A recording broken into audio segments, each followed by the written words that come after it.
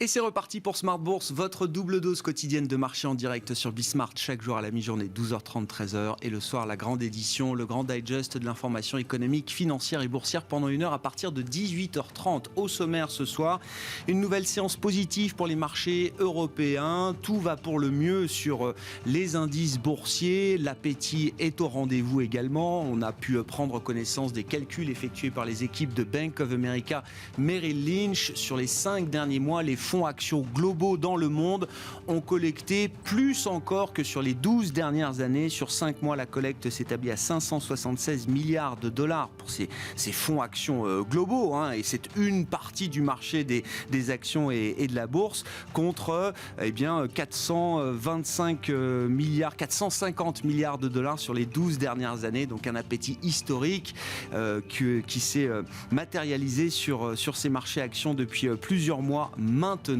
Les indices boursiers sont au plus haut, quasiment au plus haut historique pour la plupart d'entre eux. Le CAC 40, lui, est en train de chasser ses records historiques de l'année 2000. Alors on en est encore loin puisqu'on était monté à plus de 6900 points au cours de l'été, l'automne 2000. On est à 6169 points ce soir pour le CAC en clôture. Vous aurez le résumé complet dans un instant avec Nicolas Pagnès depuis la salle de marché de Bourse Direct. La question de l'inflation, toujours devant nous, et peut-être des indices précurseurs de l'inflation à venir aux États-Unis. On a eu aujourd'hui la livraison des prix à la production pour le mois de mars, une marque qui dépasse toutes les attentes des économistes puisque sur un an, ces prix à la production bondissent de plus de 4%. Et quand on prend même l'indicateur cœur en enlevant les éléments volatiles, notamment les prix de l'énergie, l'indice PPI des prix à la production bondit de plus de 3% sur un an, sa plus forte progression depuis 10 ans. On notera que sur les marchés obligataires, la réaction a été relativement muette puisque le 10 ans américain se stabilise autour de 1,65% en cette fin de semaine. On parlera de ces sujets avec nos invités de Planète Marché dans un instant. Et puis comme chaque vendredi soir à partir de 19h15, la leçon de trading qui sera consacrée au carnet d'ordre. Et c'est Christian Sanson qui sera avec nous en plateau à partir de 19h15.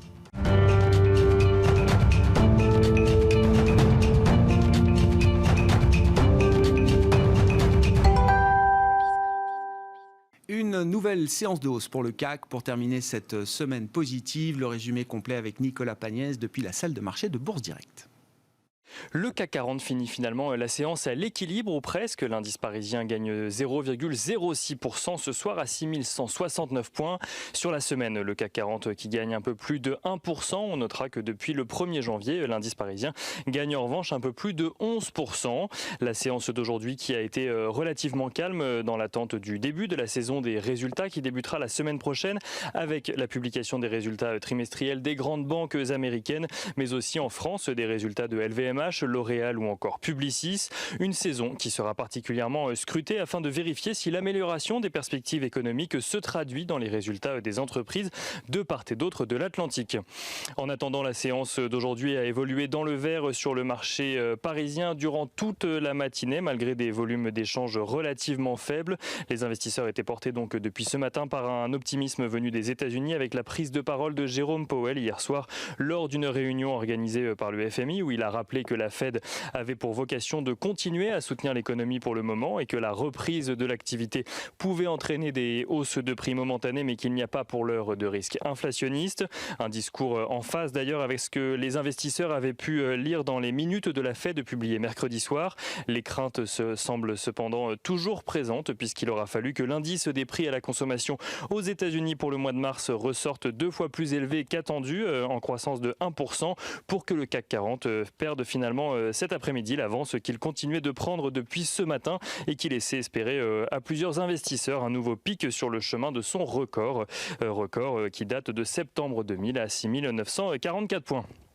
Le DAX semble lui plutôt bien s'accommoder de la nouvelle. Il a oscillé sous les 15 200 points toute la matinée avant de passer au-dessus de ce seuil psychologique en fin de matinée, peut-être en lien avec les discussions entre l'Allemagne et la Russie à propos du vaccin Sputnik 5 afin de pallier au manque de doses commandées par l'Union européenne.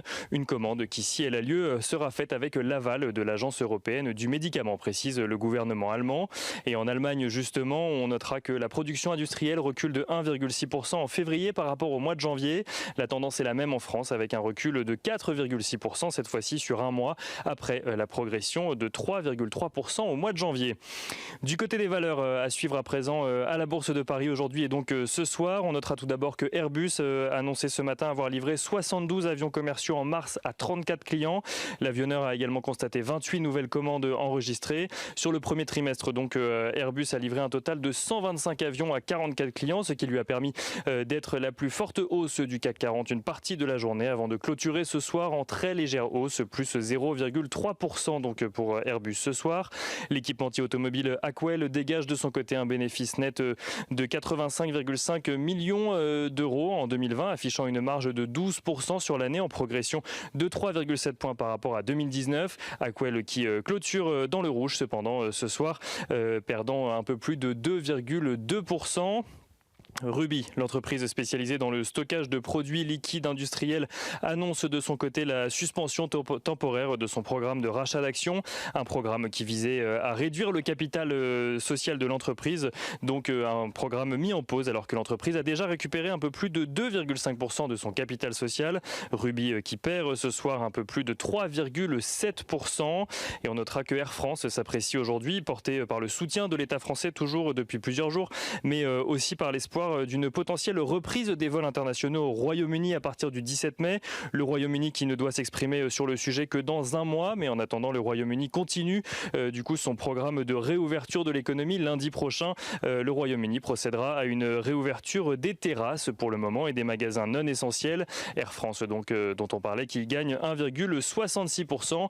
Et un mot rapide également de Solution 30 qui est une nouvelle fois visée par le fonds Muddy Waters qui lui demande sur Twitter, ou plutôt qui met l'entreprise au défi sur Twitter de prouver que les accusations de fraude dont elle fait l'objet sont infondées. Solution 30 qui perd environ 5% ce soir. Et on finit avec l'agenda de la journée de lundi prochain. Lundi, la séance sera calme avant le début de la saison des résultats qui débutera mardi. Les investisseurs devraient tout de même prendre connaissance des chiffres du commerce de détail en zone euro et des prix à l'importation dans l'industrie en zone euro également, toutes les deux. Donc ces deux statistiques publiées pour le mois de mars. Nicolas Pagnès avec nous en fil rouge tout au long de la journée sur Bismart depuis la salle de marché de Bourse Direct.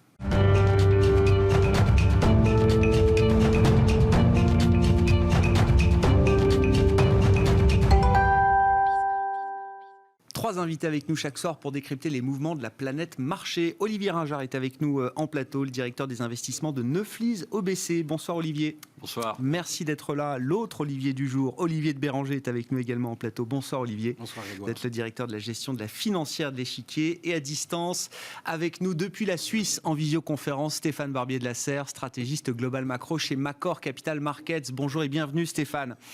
Merci beaucoup d'être avec nous à distance. Je vous laisse commencer Stéphane, vous avez le désavantage du média à distance avec nous.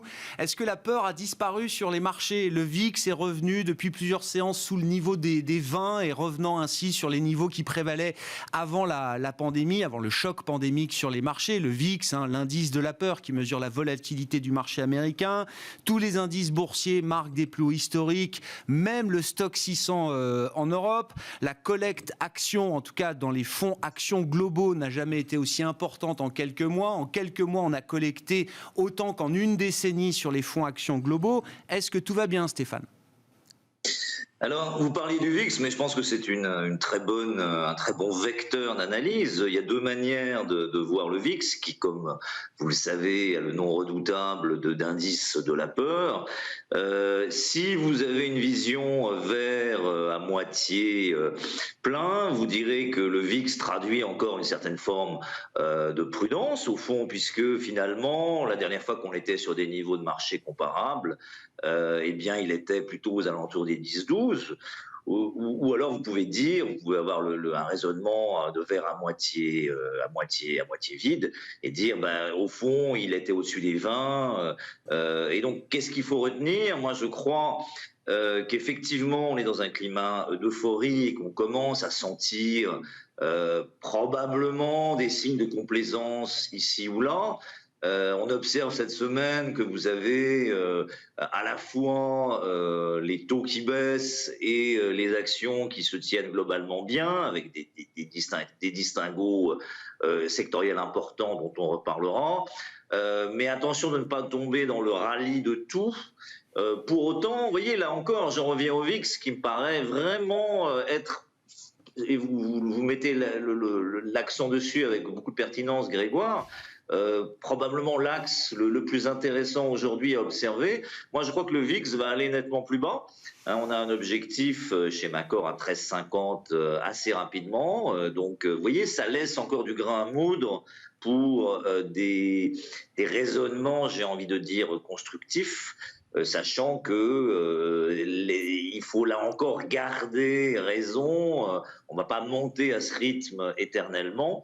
Mais là encore, si vous regardez le CAC 40, votre intervenant en parlait également, on est encore très très loin des plus hauts, comme on est très très loin des plus hauts sur l'Eurostock 50, et je ne parle même pas des marchés espagnols ou portugais. Il y a encore beaucoup de grains à moudre, je crois, mais davantage sur les actions européennes que les actions émergentes ou américaines pour différents égards. Bon. Voilà. Euphorie, le mot a été lâché, petit tour de table, Olivier de Béranger, avec le VIX effectivement qui essaye de nous apporter des éléments sur le niveau de complaisance des marchés. Est-ce que vous êtes à l'aise avec la situation actuelle ou est-ce que c'est une situation qui mérite un peu plus de prudence, au moins à court terme ? Je vais peut-être dire quelque chose d'un peu original, c'est que le VIX était beaucoup trop cher.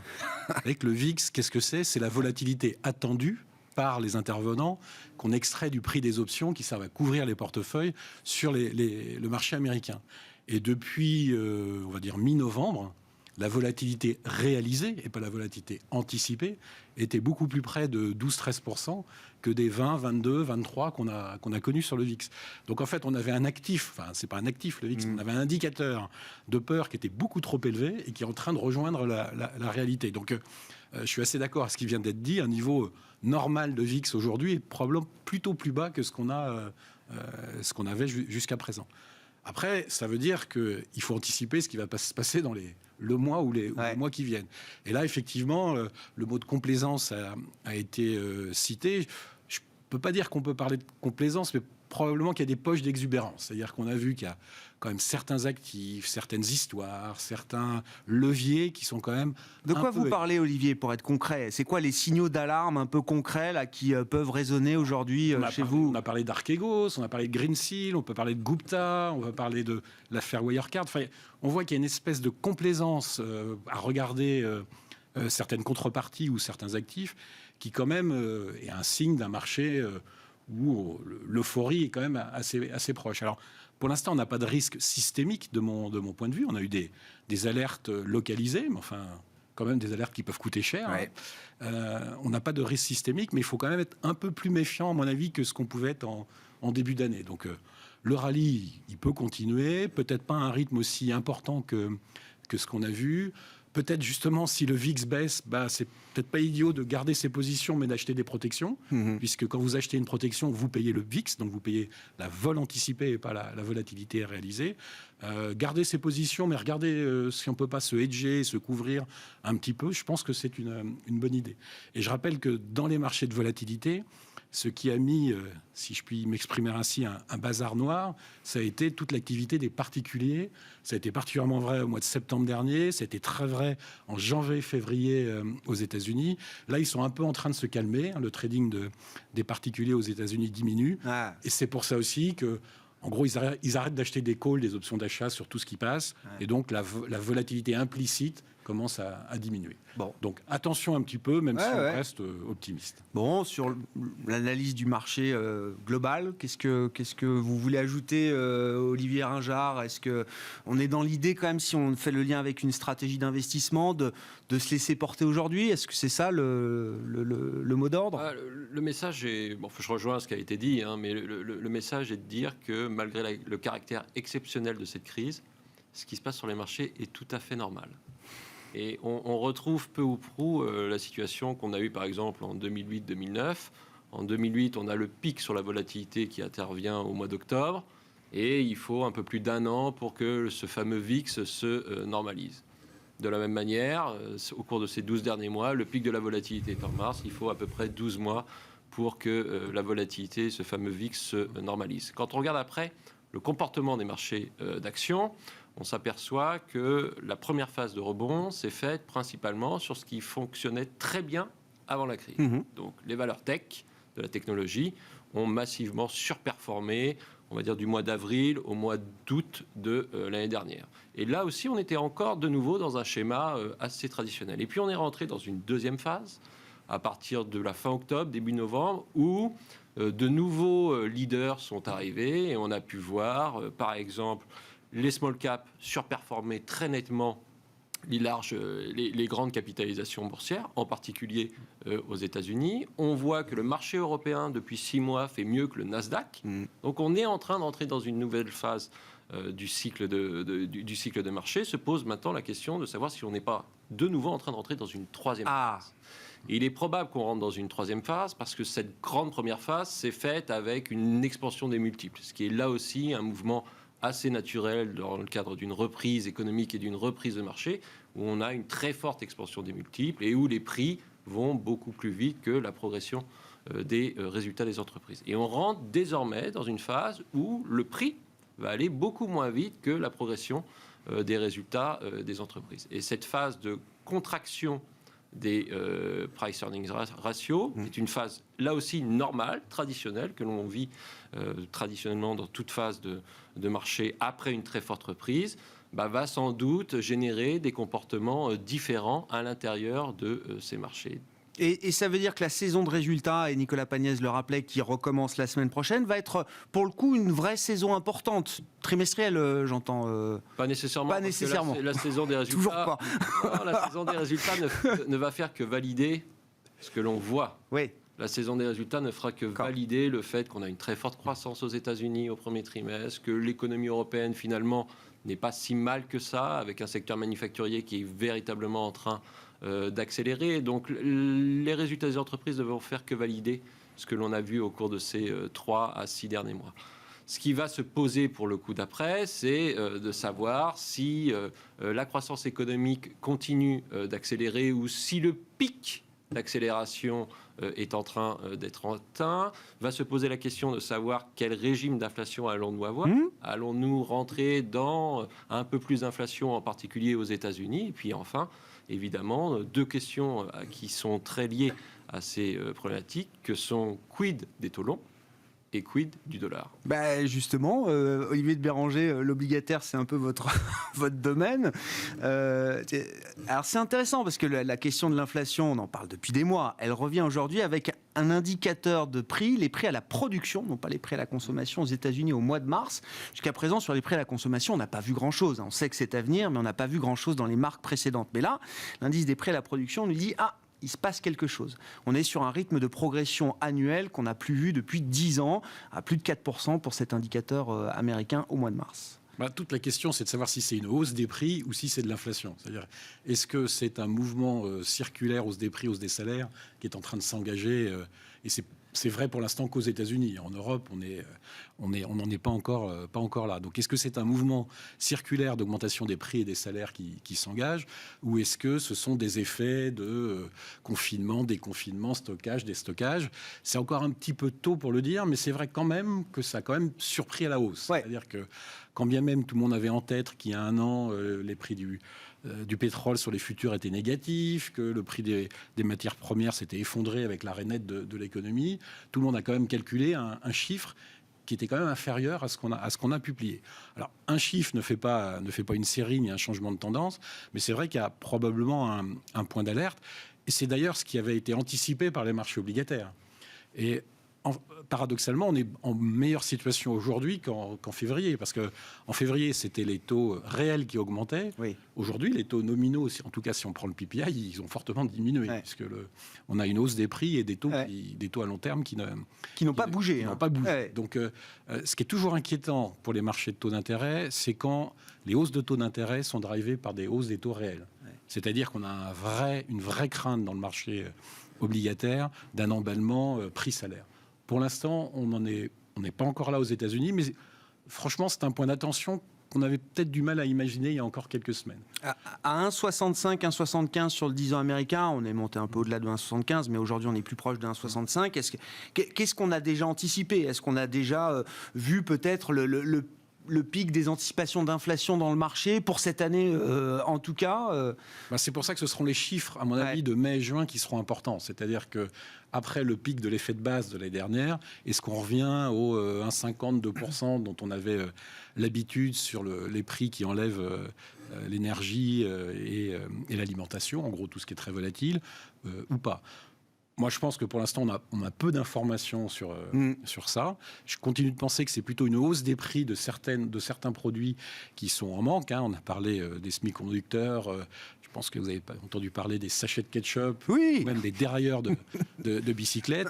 Mais ce qui est vrai, c'est que pour l'instant, c'est quand même très localisé. En Europe, on est dans une situation pour l'instant qui est très différente. On a juste l'impression qu'enfin, on est en train de quitter la zone dangereuse de la déflation potentielle. Mais on n'est pas encore dans une zone où on peut craindre l'inflation. Il n'y a qu'à regarder le nombre de chômeurs pour se dire que l'engrenage prix-salaire est quand même très loin de nous. Ouais.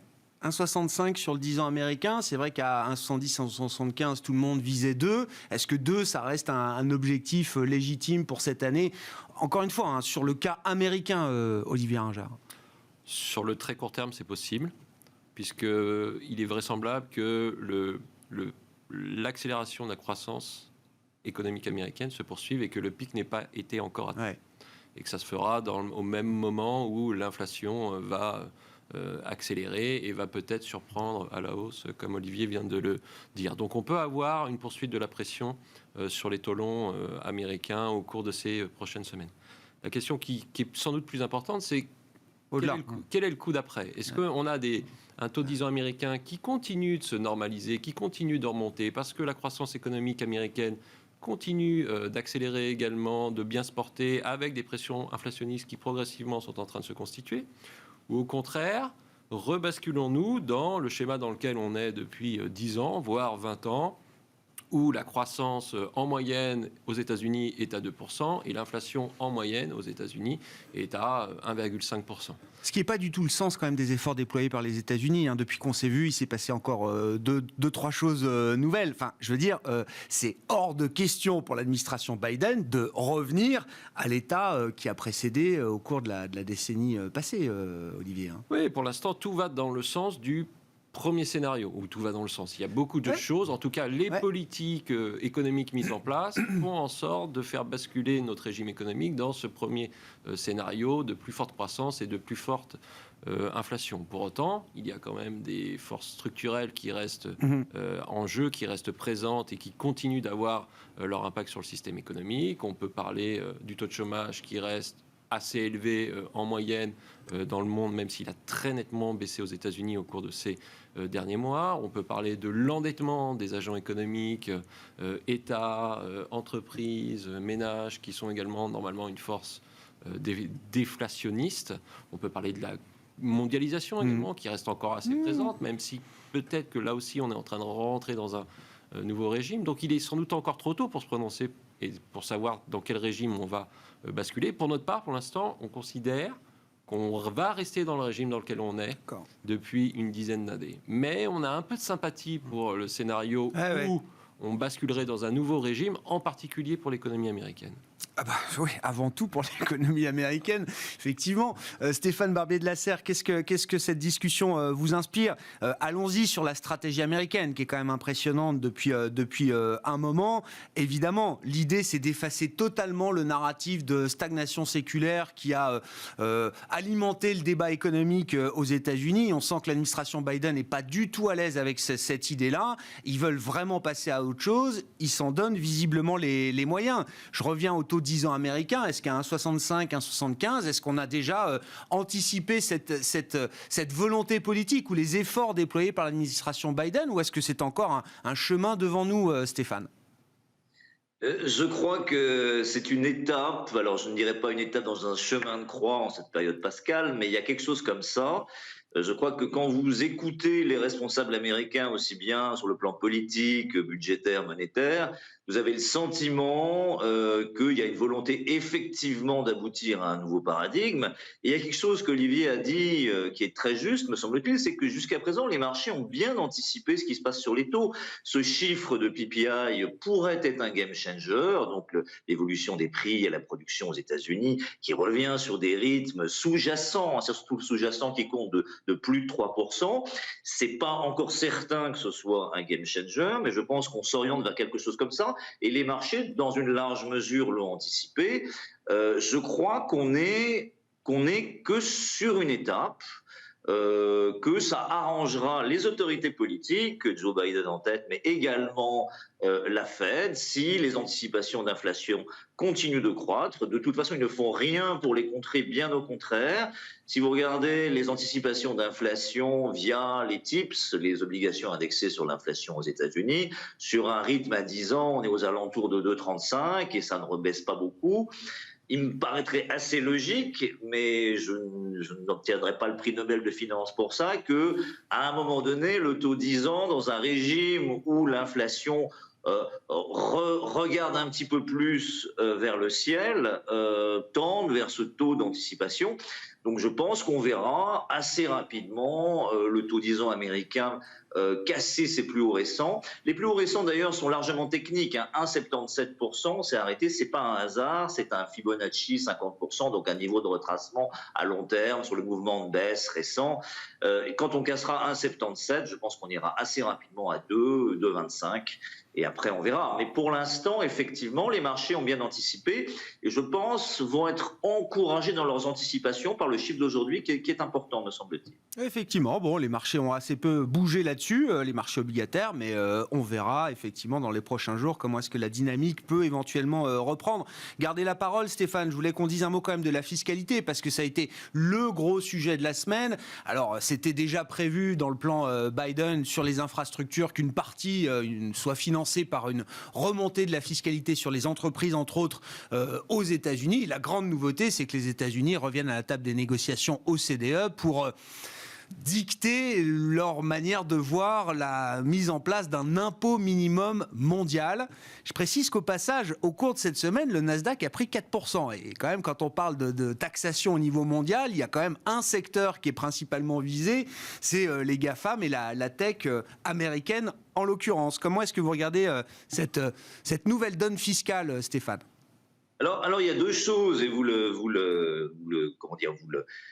laissez pressentir dans votre question, vous laissez augurer de mes réponses, si j'ose dire, habilement.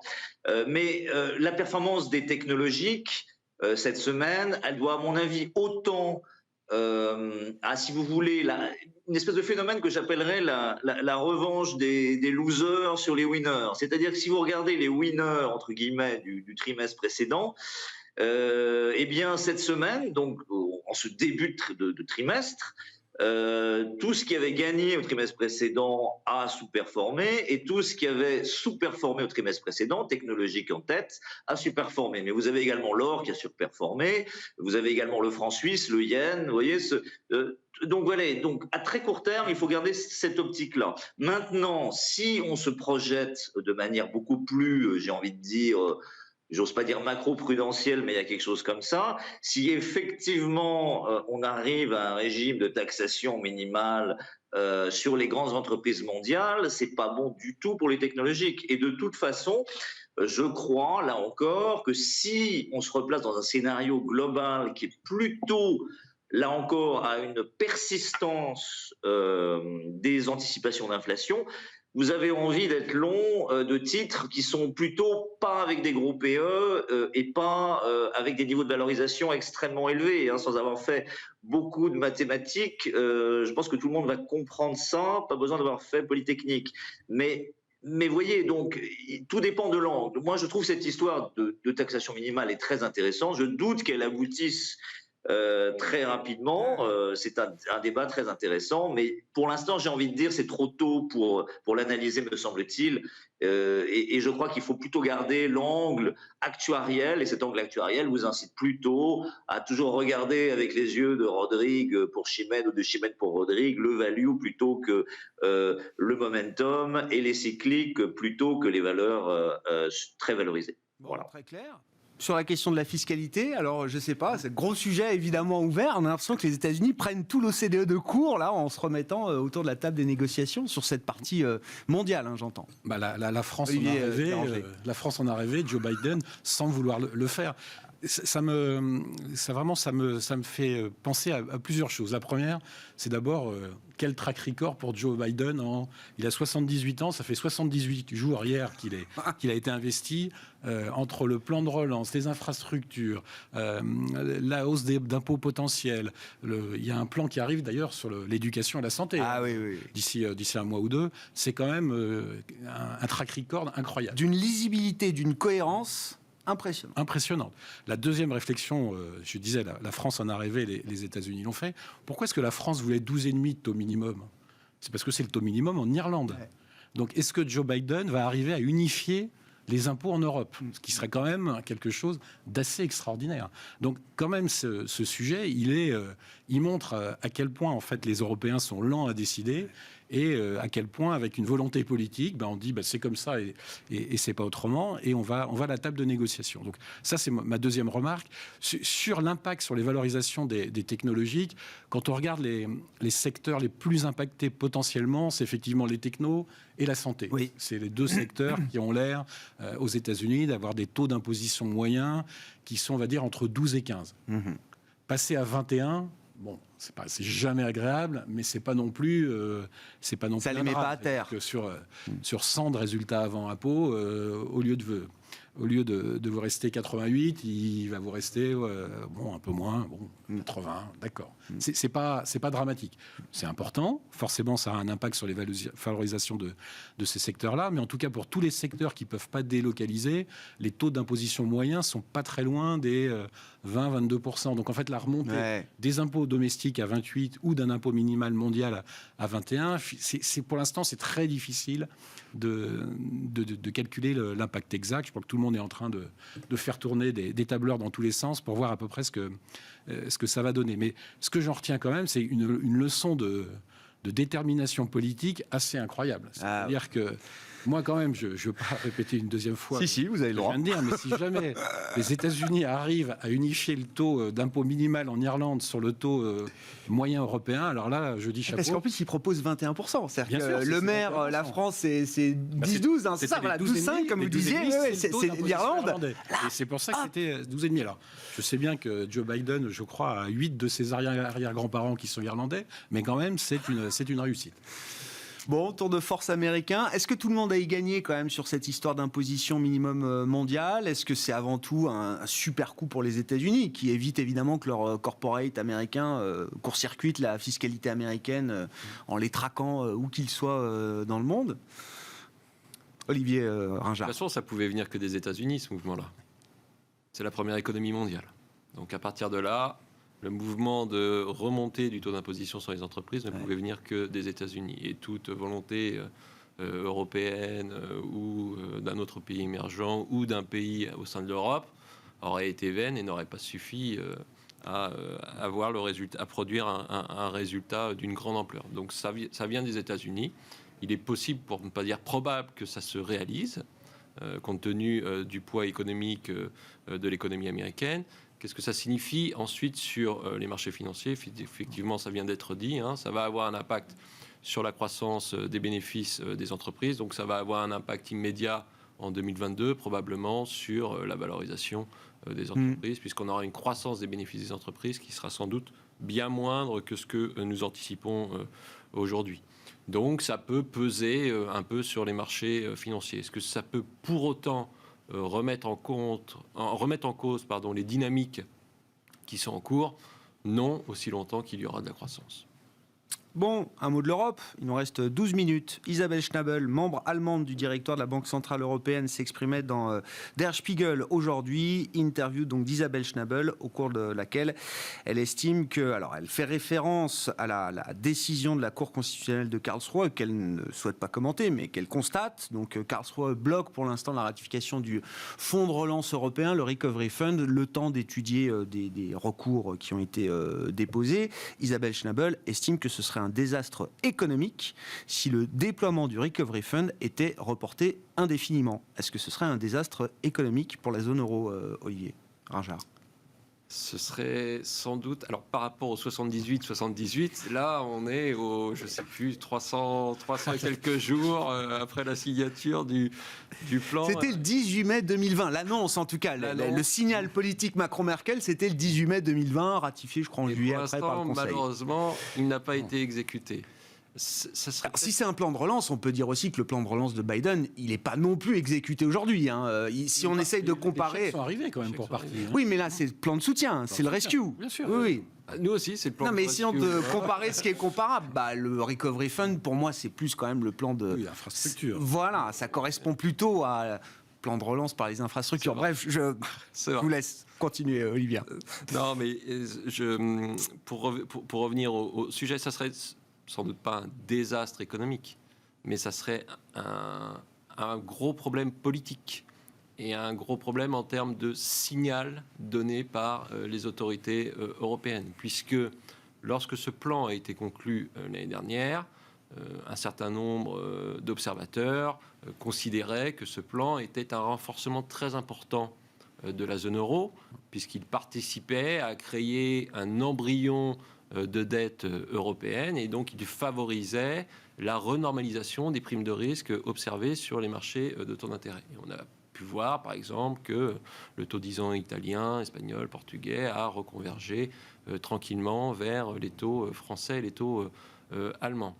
A contrario, si on n'arrive pas à transformer cet essai, ça signifie que l'Europe n'avance pas et qu'on n'a pas de renforcement de cette zone euro, et donc on reste dans un cadre plutôt affaibli, toujours non abouti de zone euro, et donc on réintroduit normalement de la prime de risque et on réintroduit du risque sur les actifs européens au sens large. Donc ça serait un très mauvais signal.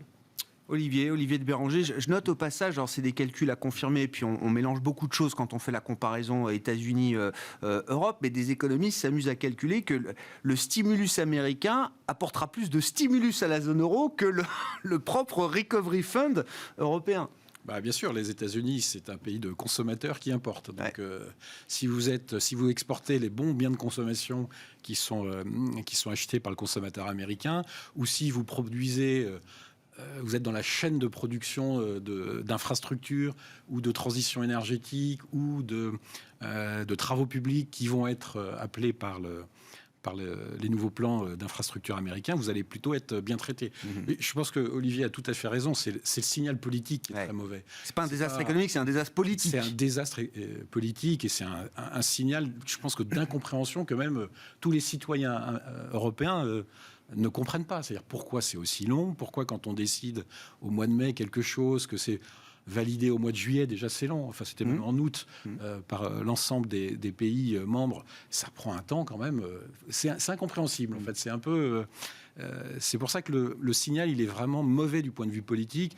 Point de vue économique, écoutez, si les États-Unis relancent la croissance mondiale, l'Europe en tant que continent exportateur, avec une balance des paiements... Et c'est donc une bonne nouvelle. On bénéficiera, mais c'est quand même triste d'en arriver là. Ouais. Stéphane Barbier de la Serre, qu'est-ce que la situation européenne vous inspire et notamment sur le plan de l'investissement? Je retiens que vous restez plutôt pro-value, entre guillemets, dans cet environnement global. Pour autant, et on en discute depuis le début, on voit bien les perspectives américaines et européennes qui sont en train de diverger avec un écart croissant, annonce après annonce. Alors, les indices européens, enfin le stock 600 est au plus haut. Est-ce que ça veut dire qu'il y a encore une histoire boursière européenne intéressante, ou est-ce que les perspectives à un moment sont une force de rappel un peu douloureuse? C'est toujours, vous savez, Grégoire, cette histoire des mauvaises nouvelles qui sont des bonnes nouvelles d'un point de vue boursier.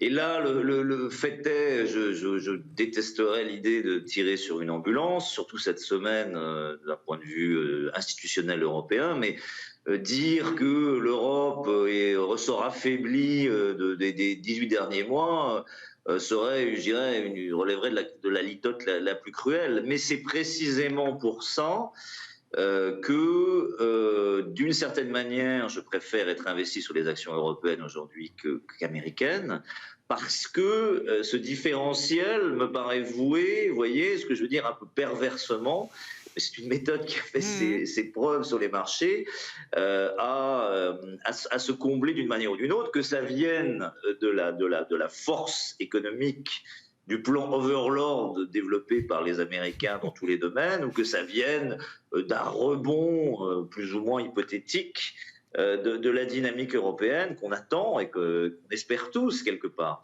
Mais vous voyez, et d'ailleurs les actions européennes, on le note, continuent de surperformer légèrement certes, alors un petit peu moins si on ajuste du dollar, mais le marché croit à ça, et le marché d'une manière générale s'est pas tellement trompé ces derniers temps, donc il attend un rebond européen. Je serais étonné que, vu la cacophonie récente et la multiplication, je dirais, des errements, on ne l'est pas en fait. Et si ça arrive, eh bien, vous serez content d'avoir des actions européennes, je crois, par rapport au reste du monde. Et c'est un peu paradoxal, je le reconnais, c'est un peu jésuite. Ouais, mais ça veut dire vous attendez, il y a quand même l'idée d'un réveil. C'est sous la pression que l'Europe se remet en marche d'une certaine manière, Stéphane. Je me demande si l'Europe, c'est pas un peu comme la France. Vous voyez, je ne sais plus qui disait aujourd'hui, en Europe, il n'y a pas d'évolution, il n'y a que des révolutions. Enfin, en France, vous voyez, si on regarde l'histoire de France, c'est vrai que c'est ce qui s'est passé. Voilà, je pense qu'à un moment donné, l'Europe devra reprendre les choses en main. Parce que elle sort perdante d'un point de vue institutionnel et elle n'a pas vocation à le rester. Il n'y a aucune, me semble-t-il, fatalité d'une incapacité européenne à faire face aux différents défis sanitaires, institutionnels, économiques. Et donc je suis, et vu de Suisse, là encore, paradoxalement relativement optimiste. Mais voilà, je ne sais pas nécessairement vous le prouver à l'instant T. Mais pour l'instant, le marché y croit en tout cas. Oui, non, mais c'est sûr que pour l'instant, les actions européennes ne déméritent pas, loin de là, justement. Petit tour de table sur cette question, Olivier de Béranger. J'allais dire, il y a un an, tout le monde était un peu dans la même situation. C'était ce qui faisait l'intérêt aussi de cette crise, d'une certaine manière. Un an après, on voit que c'est plus le cas. Et pour autant, nos actions, elles se portent bien, néanmoins. Oui, bien sûr. D'abord parce qu'on est une zone exportateur. Vous l'avez rappelé. Le rebond rapide de la Chine et de la zone Asie a aidé beaucoup l'Allemagne. Le plan américain va nous soutenir. Quand effectivement on cherche des actions cycle et value, c'est plutôt en Europe au Japon qu'on les trouve.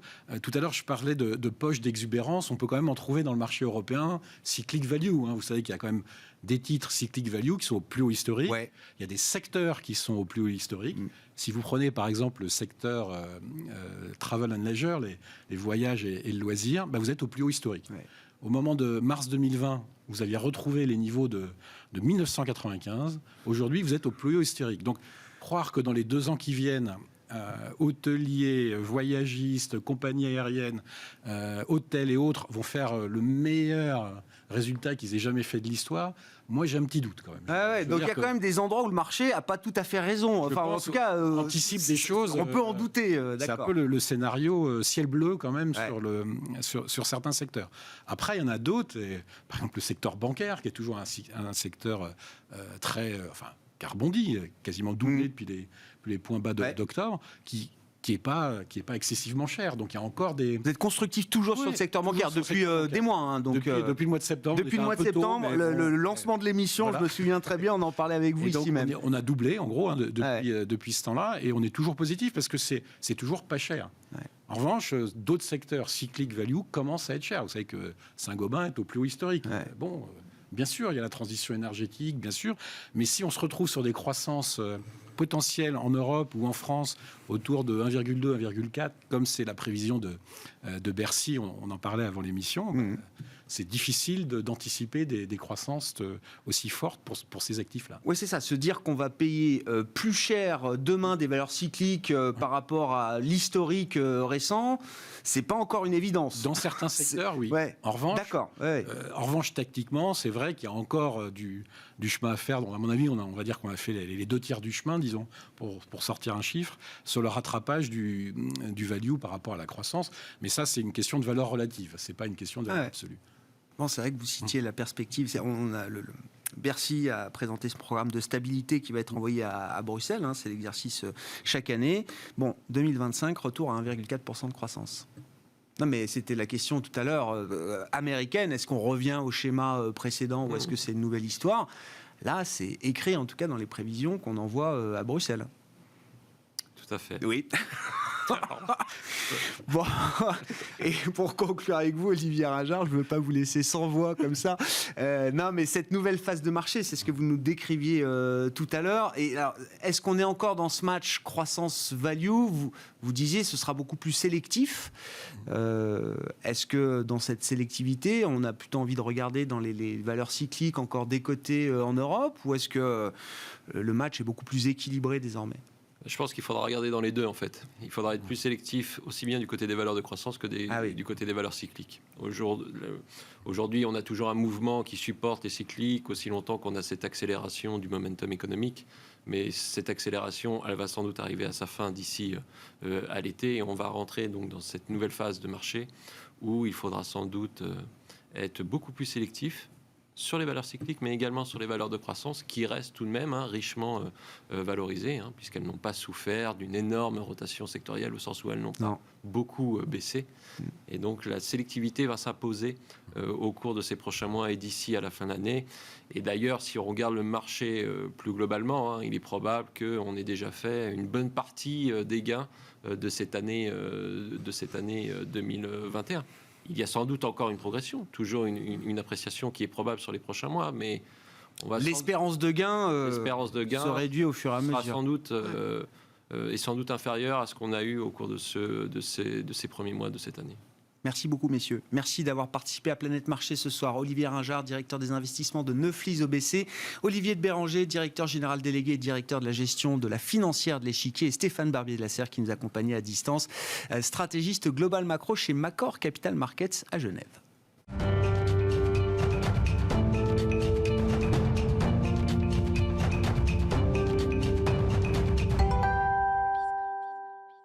Le dernier quart d'heure de Smart Bourse, le vendredi soir, c'est la leçon de trading avec Bourse Direct et Christian Sanson qui est avec nous dans ce studio, responsable des formations chez Bourse Direct. Bonsoir Christian. Bonsoir. Merci beaucoup d'être là. Le paperboard à vos côtés, évidemment. On va parler du carnet d'ordre. Déjà, question qui visiblement remonte du terrain, parce que vous êtes en formation là tous les jours avec les clients Bourse Direct. Beaucoup de questions, et c'est pour ça que c'est intéressant d'en parler dans l'émission avec vous. Beaucoup de questions sur la manière dont sont calculés les cours d'ouverture et de fixing sur les marchés, valeur par valeur. Oui, encore ce matin, j'étais en webinaire avec pas mal de personnes et on m'a dit comment c'est fait, comment est calculé le cours de l'ouverture à 9h ou le cours de 7h35. Donc du coup, j'ai dit, écoutez ce soir sur Besmart et vous verrez comment est calculé le cours d'ouverture. Alors juste avant de... Qu'est-ce qui est affiché là, Christian ? Ça, c'est ce qu'on appelle le carnet d'ordre. Chaque fois qu'on appelle une valeur, il y a le carnet d'ordre qui arrive, qui permet de visualiser les acheteurs et les vendeurs. Donc d'ailleurs, à gauche, il y a les acheteurs. À droite, il y a les vendeurs. Ça s'appelle aussi bid, ask, demande, offre. Voilà. En fait, les prix... Tous les gens qui veulent acheter dans cette valeur-là, ou toutes les valeurs, passent leurs ordres chez eux, ou chez leur banquier, ou leur broker, et tout ça est centralisé chez Euronext. Et Euronext crée ce qu'on appelle un carnet d'ordre centralisé. Voilà. Donc les prix à l'achat sont classés par ordre décroissant, vous voyez, 74, 72, 70, 68, et les ordres à la vente sont classés par ordre croissant. Le nombre, c'est tout simplement le nombre d'ordres. Là, il y a 3 ordres pour acheter 215 titres à 42,74. Il y a ici 5 ordres pour vendre 658 titres à 42,86. Et bien évidemment, tout ça, ça bouge toute la journée. D'accord ? Alors, ça, c'est un résumé de la séance. À la séance, l'ouverture du jour, Donc, je vous montrerai tout à l'heure comment on la calcule. La clôture de la veille, le pourcentage de variation. Alors, souvent, les gens, ils confondent, parce qu'avec les bougies vertes, les bougies rouges, le pourcentage de variation, c'est tout simplement le cours de maintenant moins le cours d'hier, divisé par le cours d'hier. Voilà. Oui, d'accord. D'accord. Parce que souvent, les gens ils disent « Oh, il y a une bougie verte, c'est parce que ça a monté. » Non, la bougie verte, c'est simplement que ça clôturait à 17h30 au-dessus du cours de 9h. Donc, souvent, les gens, ils confondent bougie verte, bougie rouge et pourcentage de variation. Donc, l'ouverture, le plus haut, le plus bas de la séance, bien évidemment, qui change tout au long de la journée, hein, et le fameux cours de clôture. Alors, si j'ai le temps tout à l'heure, je vous expliquerai un tout petit peu ce que c'est ces seuils hauts et ces seuils bas, hein, d'accord? Parce qu'en fait, les actions, elles sont sur un marché réglementé, mais également régulé. C'est Euronext qui régule tout ça. Il y a des règles de négociation, des règles de cotation. C'est les seuils de limitation? C'est ça, ce sont des seuils de limitation, et il y a certaines règles, en fait, en fonction des groupes de cotation. Toutes les valeurs ne font pas partie du même groupe de cotation, donc il y a des règles un petit peu spéciales. PTO, on va reparler après, tout à l'heure, donc c'est le prix théorique à l'ouverture, donc qui permet de voir un petit peu la valeur juste avant l'ouverture, et VTO, c'est la variation théorique ouverture. Volume d'échange quotidien. Pourcentage de capital échangé, c'est également ce qu'on appelle le taux de rotation. Pour qu'une valeur fasse partie du CAC 40, par exemple, il faut qu'elle ait une capitalisation supérieure, enfin très très importante, donc parmi les plus grosses, mais également un taux de rotation très élevé. Voilà, c'est le nombre de fois où le capital est donc tourné dans la journée. Il faut qu'il y ait des titres échangés, il faut qu'il y ait le plus de titres échangés possible. Exactement. Donc je reviens à mon fameux paperboard maintenant pour vous expliquer un petit peu comment est fait le cours de l'ouverture et également le cours du fixing. Alors j'ai pris un exemple un peu au hasard, mais vous allez comprendre. Alors déjà, donc avant l'ouverture, on va prendre une valeur, donc on va prendre le bid, donc la demande ici, où c'est pareil, et là, l'offre, d'accord. On va prendre, il y a des gens qui sont prêts à payer 400 titres. Alors, MX, ça marquait mieux. En fait, mieux, c'est un ancien ordre. Ça s'appelle aujourd'hui au marché. Et avant, voilà, au marché, ça équivaut anciennement à tout prix. Le mieux, avant qu'on achetait au mieux, notre ordre, il était calé sur la 5e offre, vous voyez. Mais pour des raisons sûrement informatiques, ils ont gardé MX pour mieux, mais ça s'appelle au marché, voilà, tout simplement. Donc, ensuite, il y a 200 titres, admettons, à 156. Il va y avoir 250 titres à 155, 500 titres à 154, 850 titres à 153, 1000 titres à 152, etc. Donc, vous voyez, c'est bien par ordre décroissant. On va de l'autre côté. Ouais, les donc, vendeurs. 400 titres, admettons, au mieux, au marché. Il y a 250 titres à 150, parce qu'il y en a qui veulent vendre à 150, il y a 400 titres à 151, il y a 500 titres à 152, admettons 600 titres à 153, 1250 titres à 154, etc., etc. Alors en fait, le cours de l'ouverture, comme la bourse, c'est la loi de l'offre et la demande, bien sûr. En fait, c'est là où il y aura le plus de gens satisfaits. Donc ce qu'on va faire, on va calculer ce qu'on appelle les quantités cumulées. D'accord? La somme des quantités à gauche, et on va prendre bien sûr la somme des quantités à droite.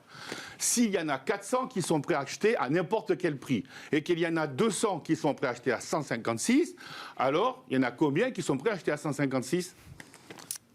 200. Non, s'il y en a 400. À 400. S'il y en a 400 qui sont prêts à acheter à n'importe quel prix, plus 200 à 156, il y en a combien qui sont prêts à acheter à 156? 600. Voilà, donc il y en a 600 qui sont prêts à acheter à 156. S'il y en a 600 qui sont prêts à acheter à 156 et 250 à 155, du coup, il y en a 850 qui sont prêts à acheter à 155. S'il y en a 850 qui sont prêts à acheter à 155 et les 500 à 154, du coup, ça fera 1350 qui sont prêts à acheter à 154. On rajoute la quantité à 153, il y en aura 2200 à 153, et il y en aura 3200 à 152. Voilà, on fait exactement pareil du côté des vendeurs. S'il y en a 400 qui sont prêts à vendre à 0, entre guillemets, et 250 à 150, ça veut dire qu'il y en a 650 qui sont prêts à vendre à 150 euros. Ensuite, si on rajoute les 400, ça fera bien 1050 qui sont prêts de vendre à 151. À 152, il y en aura du coup 1550. À 153, il y en aura 2150. Et à 154, 3400, etc. Très clair. D'accord ? Donc maintenant, on va regarder là où il y a le plus de gens satisfaits, donc le moins d'insatisfaits. À 156, il y en a, bon, à 154, il y en a 1350 qui sont prêts à acheter. Et là, il y en a 3400 qui sont prêts à vendre. Ouais. Donc, il y en a à peu près plus de 2000 et quelques Ouais. qui sont insatisfaits du côté vendeur. Ouais. Si je prends 153, il y en a 2200 qui sont prêts à acheter et il y en a 2150 qui sont prêts à vendre. Ah, c'est Pas pas mal, équilibré. pas mal. Ouais. Donc, il n'y en a que 50 qui sont seront déçus. insatisfaits de ce côté-là. Si je prends 152, il y en a 3200 qui sont prêts à acheter. Et là, il y en a 1550 qui sont prêts à vendre. Ah, cette fois, les déçus, ils sont du côté des acheteurs. Donc le cours d'équilibre, il est à 153. à 153. Donc, qu'est-ce qui va se passer à l'ouverture? Le volume de l'ouverture sera de 2150 titres. Et du coup, mon titre, il va rester demandé pour 50 titres à 153. C'est malheureusement les insatisfaits. Il y aura mes fameux 1000 titres à 152. Il y aura mes 1250 titres à 154, etc., etc. Et donc, le volume de l'ouverture, c'est 2150 et le cours, c'est 153 €. Ces informations, on les a à quelle heure, Alors, Christian? Ces informations, c'est calculé. Et je reviens sur mon petit tableau. Ouais. C'est calculé ici. Prix théorique ouverture. Parce que bien évidemment, on ne va pas s'amuser à calculer on va ça pas le tout faire le tous les temps. jours, non, bien sûr. Alors les investisseurs ont la possibilité de regarder ça. Mais attention, le prix théorique ouverture, il est juste, on va dire, 2, 3, 4 secondes avant 9 h. Ah oui, d'accord. Sauf Ok. si vraiment il y a une D'accord. grosse panique, alors là, ça déballe ou ça paye grave. Mais sinon, c'est vraiment 3-4 secondes parce D'accord. que les arbitragistes qui font l'arbitrage entre le futur et le cash, ils arrivent vraiment à la dernière seconde. Ouais. Et donc, le prix théorique ouverture ou variation théorique ouverture sont juste 3-4 secondes avant 9 h. Ne vous fiez pas avant, ouais. c'est faux. Oui, ça n'a pas de valeur avant. Ça n'a pas de Ouais, valeur je avant. comprends. D'accord. Mais sinon, on peut le retrouver là-dedans. Ouais. D'accord. Très intéressant, très clair, Christian. Voilà. Bon. Je peux juste terminer Bien du coup, sûr. sur le seuil haut, seuil bas. Ouais. Alors, seuil haut, seuil bas, je prends une dernière feuille. Ça va Ça, aller c'est très, quand très on voit des valeurs suspendues limitées, Voilà. limitées à la En hausse, fait- limitées à la baisse. Alors, ça dépend des groupes de valeurs. Mais pour les grosses valeurs, en général, on prend le cours de clôture et la valeur a droit de varier entre plus 10% et moins 10% par rapport à la veille. Sinon, elle est suspendue à la hausse, suspendue à la baisse et Euronext redonne de nouveaux seuils. Là, elle a ouvert entre la borne. Elle a ouvert à 42,80. C'est bien dans les bornes. Alors là, on applique 10% en haut et 10% en bas. Très Ça clair. veut dire que ça donne le seuil haut à 47,08 et 38,52 pour le seuil bas. Elle peut naviguer là-dedans, Ouais. sinon 120 secondes d'arrêt de cotation. Et ensuite, on remet redonne des de seuils. nouveaux seuils. Et voilà, suivant les valeurs, c'est pas les mêmes malheureusement. Souvent, c'est CSRD, valeurs étrangères, etc. Très clair, ces Voilà. explications sur le carnet d'ordre, le fonctionnement du carnet d'ordre. C'était la leçon de trading du jour avec Bourse Direct et Christian Sanson qui était avec nous, le responsable des formations chez Bourse Direct. Voilà, ainsi se termine cette semaine et cette émission ce soir. On se retrouve lundi à 12h30 en direct.